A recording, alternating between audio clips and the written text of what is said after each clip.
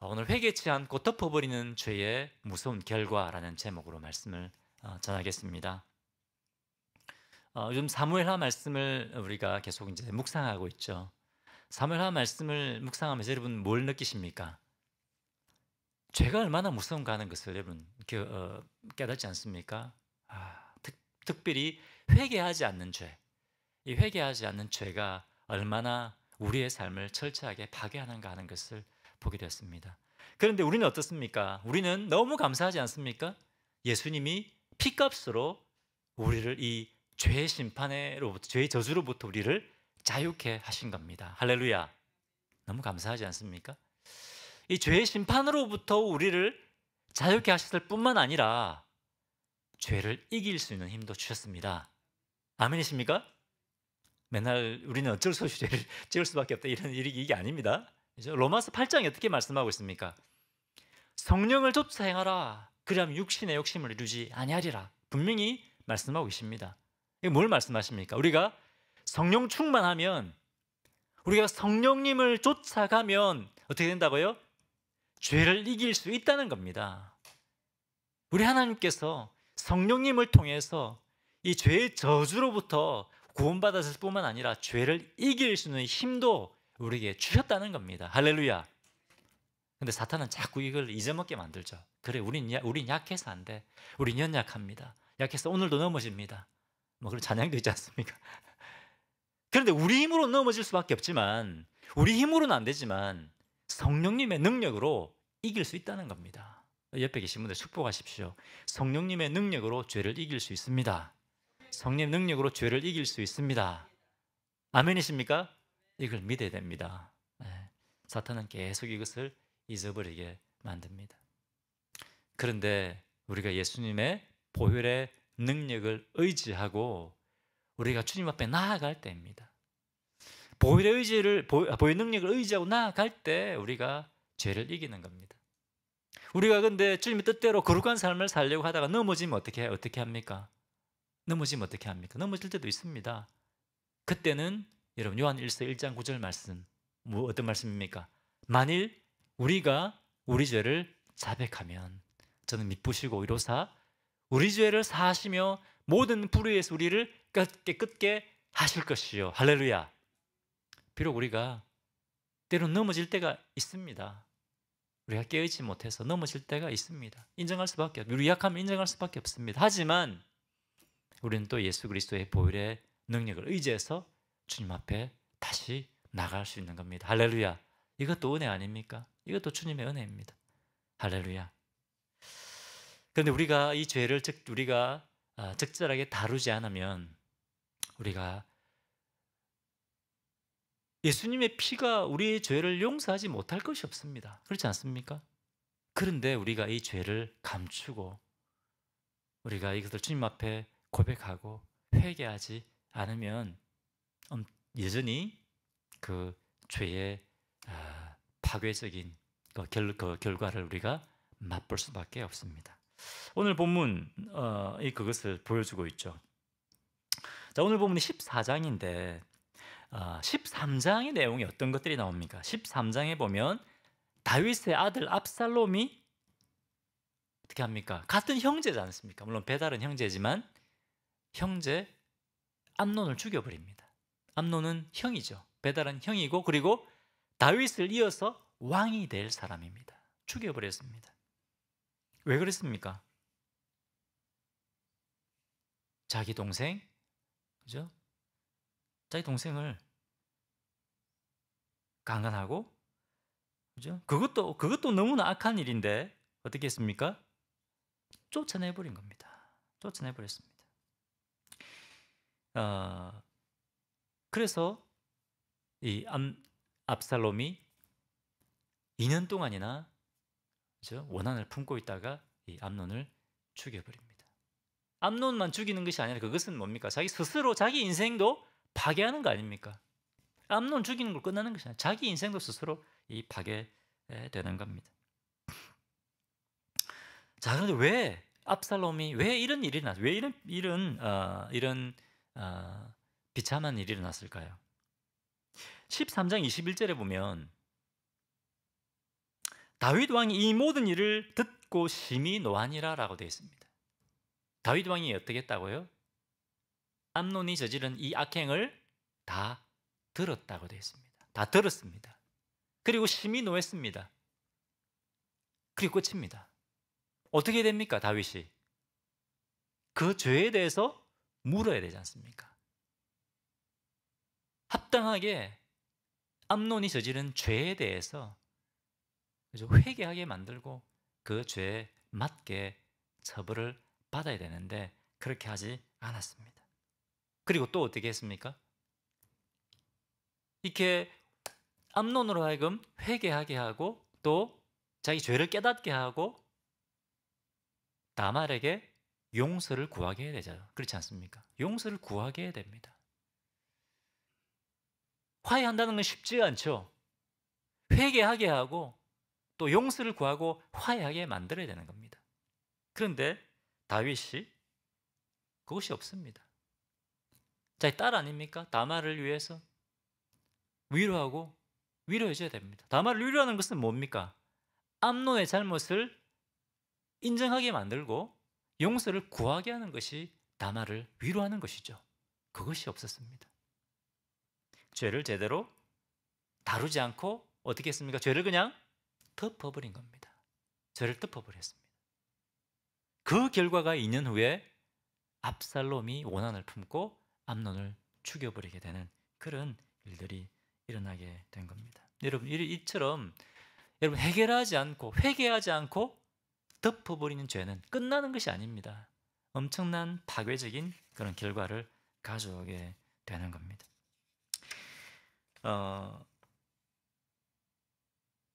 그래서 암논은 어떻습니까? 자기 죄를 결국 회개하지 않죠.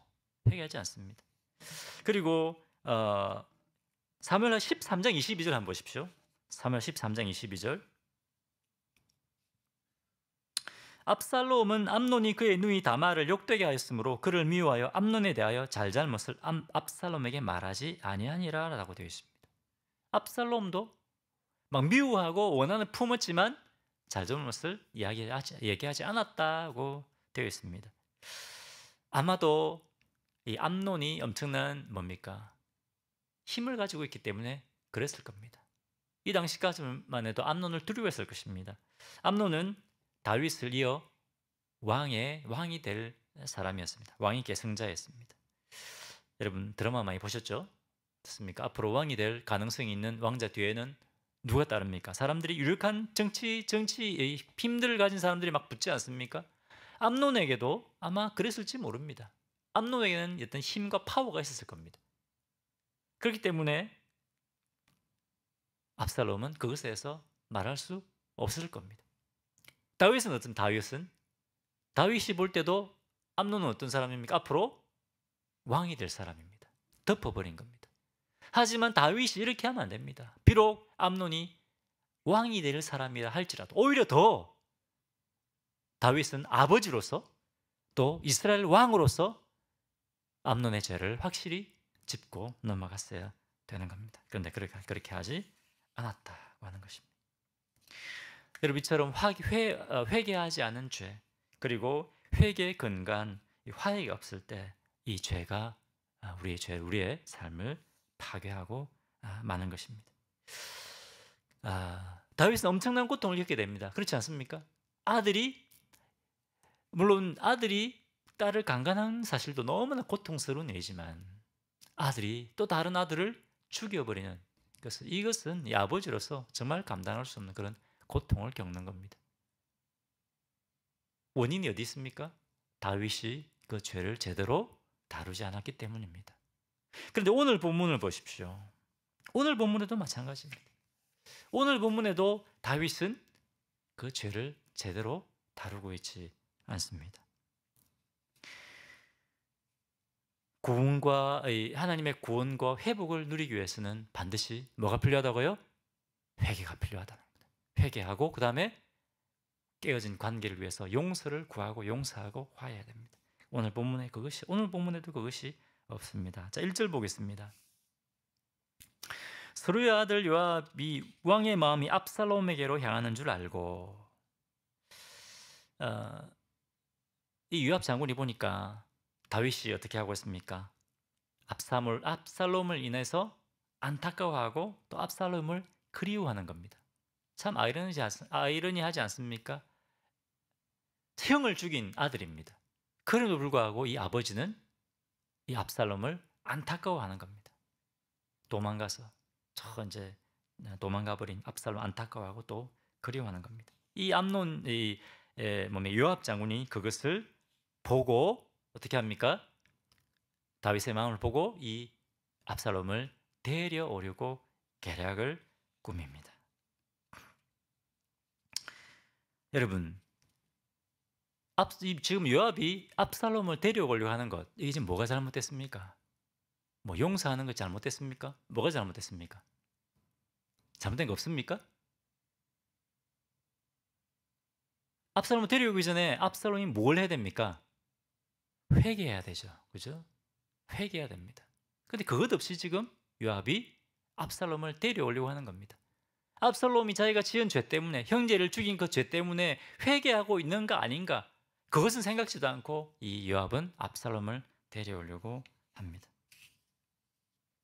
회개 없이 이 압살롬의 죄를 또 덮어버리려고 하는 겁니다. 그래서 요압이 어떻게 합니까? 다윗을 설득하기 위해서 한 여인에게 이야기를 꾸며서 만들어서 연극을 하게 만듭니다. 가짜 송사를 하게 만들죠. 5절 보겠습니다. 이 여인이 와서 이렇게 얘기합니다. 왕이 그에게 이르되 무슨 일이냐 하니라. 대답하되 나는 진정으로 가문이이다.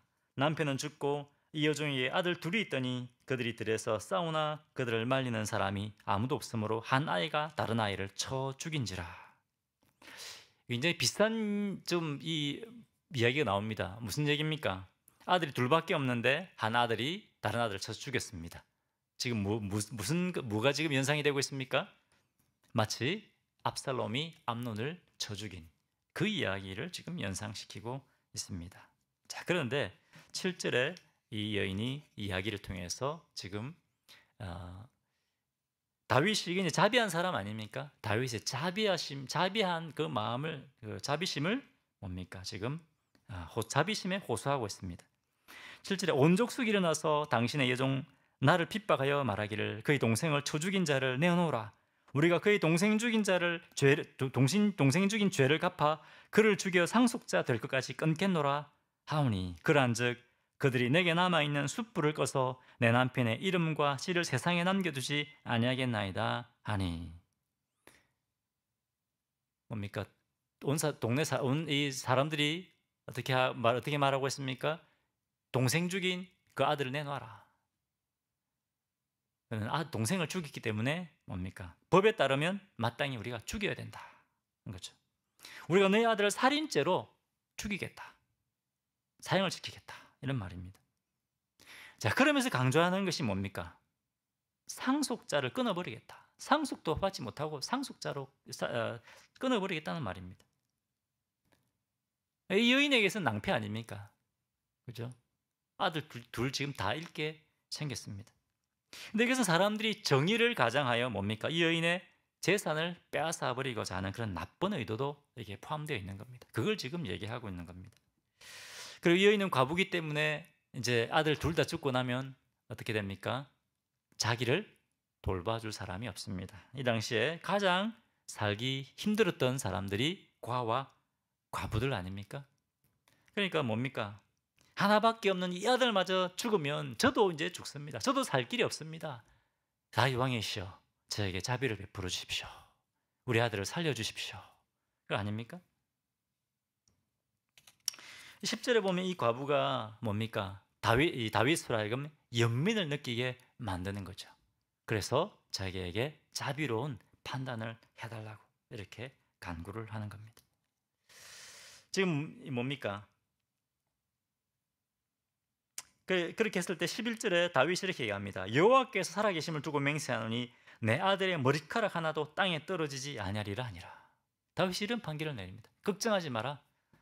사람들이 절대로 내 아들을 죽지 못하게 하겠다. 내가 살려주겠다. 이런 판결을 내리는 겁니다. 결국 이 이야기를 통해서 지금 뭘 얘기하려고 하는 겁니까? 결국 암논을 죽여버린 이 압살롬의 죄를 덮어주고, 그죠? 죽이지 말고 다시 돌아오게 하십시오. 지금 이 이야기를 하려고 하는 겁니다. 이것은 지금 요압이 압살롬을 데려오게 하기 위해서 다 꾸며낸 이야기입니다. 요압은 얼마 전에 앞에 다윗이 바세바를 범하고 죄를 지었을 때 누가 그 죄를 지적하러 왔습니까? 나단 선지자. 나단 선지자가 와서 뭡니까? 다윗 그 이야기를 통해서 이야기를 통해서 다윗이 죄를 범했다는 것을 깨닫게 한 거죠. 깨닫게 하고 하나님 앞에 회개했습니다. 요압은 그것을 보았습니다. 나단 선지자가 이야기를 통해서 다윗의 죄를 깨닫게 하고 그리고 회개케 하는 것을 지켜보았습니다. 그래서 지금 요압은 어떻게 합니까? 자기도 나단 선지자 흉내를 내고 있는 겁니다.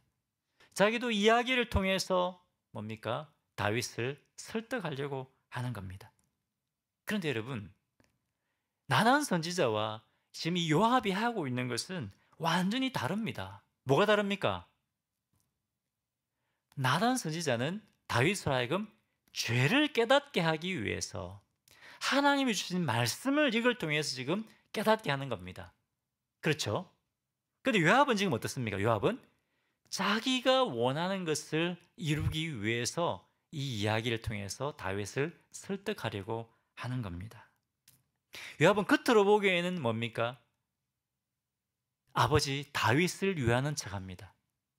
아들을 그리워하는 그 다윗을 위해서 뭡니까? 압살롬을 데려오려고 하는 것처럼 그렇게 하고 있습니다. 하지만 실제 요압이 원했던 것은 뭘까요? 압살롬을 데려와서, 여러분 쭉 성경에 보면 압살롬이 어떤 사람이라고 했습니까? 흠이 없는 사람이에요. 흠이 없는 사람. 외모로 보기에. 그러면 요압이 볼 때는 어떻습니까? 왕감이다. 왕의 제목이다. 아닙니까? 암논 다음에 왕이 될 만한 제목이 압살롬이라는 겁니다. 그러면 압살롬을 데려와서 압살롬을 세워서 나중에 왕이 되면 어떻게 되죠? 자기가 정치 권력을 갖게 되는 겁니다. 이런 정치적인 야욕이 이 요압에게 숨어 있었다는 겁니다. 뭡니까? 사람들은 다 자기가 원하는 자기 욕심을 이루기 위해서 지금 이 일을 하고 있는 겁니다. 자, 이 여인을 통해서 이야기를 하고 있는데 여러분 14절을 한번 잘 보십시오. 14절 굉장히 중요합니다. 이 말씀을 가지고 우리가 또 오해를 하면 안 됩니다. 이 여인의 이야기, 여인이 지금 압살롬을 데려오는 결정을 내리게 하기 위해서 다윗을 설득하는 겁니다. 14절, 우리는 필경 죽으리니 땅에 쏟아진 물을 다시 담지 못함 같을 것이오나 하나님은 생명을 빼앗지 아니하시고 방책을 베푸사 내쫓긴 자가 하나님께 버린 자가 되지 아니하게 하시나이다. 뭡니까? 지금 여인이 하나님 어떤 분이시라고 지금 다윗에게 말하고 있습니까? 먼저 첫 번째, 하나님은 어떤 분이라고요? 생명을 빼앗는 분이 아닙니다. 또 두 번째, 하나님은 사람이 버림받도록 그냥 내버려 두는 분이 아닙니다. 하나님은 자비와 은혜가 풍성하신 분이십니다. 이렇게 지금 다윗에게 이야기하고 있는 겁니다. 여러분 어떻습니까? 이 여인의 말이 맞습니까? 틀렸습니까? 맞습니까? 틀렸습니까? 하나님은 은혜가 풍성하신 분이 맞습니다. 그죠? 하나님은 우리가 망하는 것을 원하지 않으시고 우리를 돌이키시는 분이 맞습니다. 하지만 이 상황에서는 이것이 적용되지 않습니다. 왜 그렇습니까? 언제 하나님의 은혜를 경험하게 됩니까? 우리가 언제 회복을 경험하게 됩니까?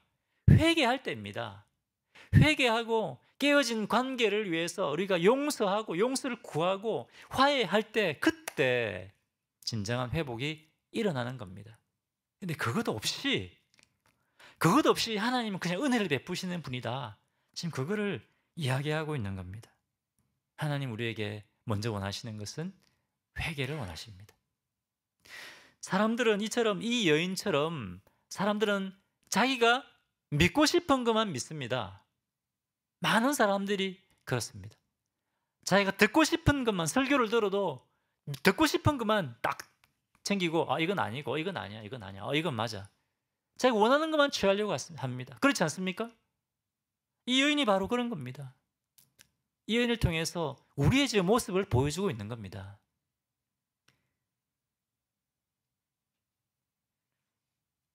하나님 은혜를 이야기하면서 지금 이 압살롬의 죄를 그냥 덮어버리려고 하는 겁니다. 은혜로, 하나님의 은혜로 덮어버리려고 하는 겁니다. 많은 사람들이 여러분 하나님의 은혜로 그냥 덮어버리려고 합니다. 하지만 주님이 그걸 원하지 않습니다. 우리 죄를 덮어버리는 것이 아니라, 주님 저는 연약하니까 어쩔 수 없어요, 합리화하고 덮어버리는 것이 아닙니다. 하나님 앞에 우리 죄를 내어놓고 고백해야 된다는 것입니다. 많은 사람들이 성경을 읽습니다. 그런데 성경 읽는 것은 중요하지만 더 중요한 것이 있습니다. 성경을 읽을 때 어떻게 읽어야 된다고요? 성경 읽는 것도 중요하지만 성경을 어떻게 읽느냐가 더 중요합니다. 내가 원하는 것만 읽는 것이 아니라 하나님의 뜻이 무엇인가, 하나님의 뜻을 구하고자 하는 마음으로 성경을 읽는 것이 훨씬 더 중요합니다. 나 성경 열심히 읽고 공부합니다. 중요합니다. 하지만 하나님의 뜻을 구하기, 내 뜻이 아니라 하나님의 뜻을 구하기 위해서 우리는 말씀을 봐야 됩니다. 때로 우리는 어떻습니까? 기도하면서 자꾸만 우리 마음에 드는 성경 구절을 자꾸 찾으려고 하지는 않습니까? 봐라, 하나님께서 이렇게 말씀하셨다, 하나님 뜻이다. 그것이 아니라 하나님의 뜻에 맞는 말씀을 주십시오. 우리가 그렇게 구해야 되는 것입니다. 여러분, 암논이 다말을 범했을 때 다윗은 어떻게 했습니까? 그 죄를 제대로 다루지 않았습니다. 만약에 다윗이 암논으로 하여금 왕이 계승자이든지 뭐든지 사람들 앞에 그의 죄가 드러나고 그의 앞으로 왕이 될 그런 커리어에 있어서 흠집이 된다 할지라도 그 죄에 대해서 지적하고 그리고 그 죄를 담당하게 했다면, 그리고 다말과 화해가 정말 힘들었겠지만 관계의 회복을 위해 노력했다면 다윗은 그 고통을 겪지 않았을 것입니다. 그런데 그 고통을 겪고 나서도 또 똑같은 실수를 범합니다. 21절 보겠습니다. 11절. 왕이 요압에게 이르되 내가 이 일을 허락하였으니 가서 청년 압살롬을 데려오라 하니라. 그래서 23절에 요압은 압살롬을 데리고 옵니다. 자, 여기까지는 괜찮다고 칩시다. 자, 그럼 24절 보겠습니다. 24절. 왕이 이르되 그를 그의 집으로 물러가게 하여 내 얼굴을 볼 수 없게 하라 하며 압살롬이 자기 집으로 돌아가고 왕의 얼굴을 보지 못하니라. 데려오기는 데려왔습니다. 그런데 어떻게 했습니까? 다윗은 압살롬의 얼굴을 보지 않습니다. 왜 그랬을까요? 아마도 다윗 생각할 때 압살롬은 그것으로 자기 죄값을 치르게 하려고 그렇게 했을지도 모릅니다. 하지만 다윗이 이렇게 압살롬을 보지 않기로 하는 대신에 어떻게 했어야 될까요? 대신에 우리 압살롬을 만나고 그에게 먼저 용서를 구해야 되지 않았을까요? 자기가 그 죄를 회개하게 하지 않고 죄를 덮어버린 것에 대해서 아버지로서 또 이스라엘 왕으로서 다음 왕이 될 사람의 그 죄를 덮어버린 그 죄에 대해서 다윗이 먼저 회개해야 되지 않았을까요? 회개하고 그리고 압살롬과 다말에게도 용서를 구했어야 할 것입니다. 그런데 그렇게 하지 않았다는 겁니다. 다윗은 자신의 죄도 회개하지 않았고 그리고 압살롬에게 제대로 암논의 죄를 처리하지 않은 것에 대해서 용서를 구하지 않았습니다. 다윗이 했어야 됐던 것은 이 압살롬의 용서를 구하고 그리고 자기 죄를 고백하고 위로하고 격려하는 것입니다. 그것으로 끝일까요? 그렇지 않습니다. 또 압살롬이 지었던 죄에 대해서 물론 원한이 있고 억울함이 있었겠지만 그럼에도 불구하고 형제를 죽인 것은 분명히 죄입니다. 그것은 아주 심각한 죄입니다. 그렇기 때문에 압살롬의 죄에 대해서도 깨닫게 하고 그것에 대해서 회개할 수 있는 그런 기회를 주었어야 되는 겁니다. 마땅히 그 죄값을 감당하게 해야 했습니다. 그런데 다윗이 그렇게 하지 않았다는 겁니다. 이 압살롬의 죄도 다윗은 그냥 덮어버리고 맙니다. 여러분, 우리는 그 뒤에 결론을 잘 알지 않습니까? 어떤 일이 일어납니까? 압살롬에게 또 다윗을 향한 원한이 쌓입니다. 그러면 저를 왜 데려왔습니까? 그죠? 아버지에 대한 원한이 쌓이죠. 나중에 어떻게 됩니까? 압살롬이 다윗을 죽여버리려고 치밀한 계획을 세웁니다. 아주 이 압살롬은 주도면밀한 사람입니다. 암논을 이렇게 계획적으로 죽인 것처럼 이제 아버지 다윗을 죽이고 자기가 왕이 되려고 하는 거죠. 다윗이 죄를 덮어버렸기 때문입니다. 물론 압살롬이 자기의 죄를 회개하지 않은 그 책임도 물론 있습니다. 그것 때문에 어떻게 됩니까? 다윗은 압살롬을 잃게 되는 고통을 겪을 뿐만 아니라 이스라엘 민족이 두 개로 나눠져서 서로 싸우고 죽이는 그런 동족 상잔의 고통을 겪게 되는 것입니다. 뭐 때문에 그랬다고요? 회개하지 않고 죄를 덮어버렸기 때문에 그렇습니다. 여러분, 이 말씀을 통해서 하나님께서 우리에게 경고의 말씀을 주시는 것입니다. 주님 앞에 우리가 드러내지 않고 덮어버렸던 죄들 고백하라고 우리에게 말씀하시는 겁니다. 또 뭡니까? 우리가 하나님의 이름으로 주님의 뜻을 쫓기보다는 우리가 원하는 것들을 해왔던 것, 그것에 대해서 오늘 우리에게 또 말씀하고 계십니다. 여러분, 우리 하나님은 사랑과 은혜가 풍성하신 분이십니다. 아멘이십니까? 만일 우리가 우리 죄를 자백하면 뜻 미쁘시고 의로사 우리 죄를 사하시며 우리는 모든 불의에서 깨끗게 하실 것이라고 분명히 우리에게 죄 용서에 대해서 약속하고 계십니다. 베드로전서에 보면 어떻습니까? 우리를 구속하신 것은 은이나 금같이 없어질 것으로 한 것이 아니라 무엇을 하셨다고요? 보배로운 그리스도의 피로 우리를 구속하셨다. 주님의 자녀로 삼으셨다고 말씀하고 있습니다. 여러분, 예수 그리스도의 보배로운 피가 우리를 용서하지 못할 죄가 있을까요? 없습니다. 아무것도 없습니다. 우리는 우리 죄를 고백해야 됩니다. 덮어놓았던 우리 죄 주님 앞에 내어놔야 됩니다. 오래됐던 죄 그것도 주님 앞에 우리가 드러내야 됩니다. 우리 공동체의 죄는 어떻습니까? 우리 공동체 그냥 우리 덮어놓았던 우리 공동체 죄 처리하고 넘어가지 못했던 그런 우리 공동체의 죄도 많이 있지 않습니까? 우리 역사 가운데, 교회 역사 가운데 분열했고 싸웠고 나눠지고 그것에 대해서 우리는 그냥 뭐 내가 했던 일이 아니니까 라고 하면서 그냥 우리가 덮어버리고 지금까지 오지 않았습니까? 하나님 그 부분에서 해결하기를 원하십니다. 드러내놓고 우리가 그것들을 회개하기를 원하시는 겁니다.